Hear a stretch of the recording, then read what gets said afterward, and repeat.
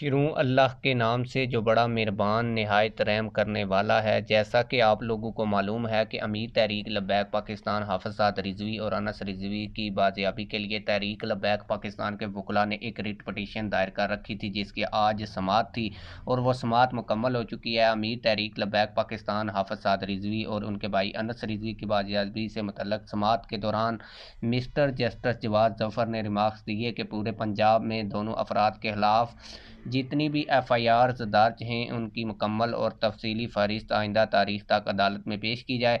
समाअत के दौरान सिटी थाना मुरीदके की जानब से जवाब जमा करवाया गया कि दोनों अहबाब सिटी मुरीदके पुलिस की तहवील में मौजूद नहीं, ताहम वो सिटी थाना मुरीदके में दर्ज 4 एफआईआर्स में मतलूब हैं। अदालत ने मामले पर मज़ीद पेशरफ्त के लिए समाअत जुमा 27 फरवरी 2026 तक मुलतवी कर दी और हुकूमत पंजाब से तमाम मुतल्लका एफआईआर की मुकम्मल फहरिस्त तलब कर ली है।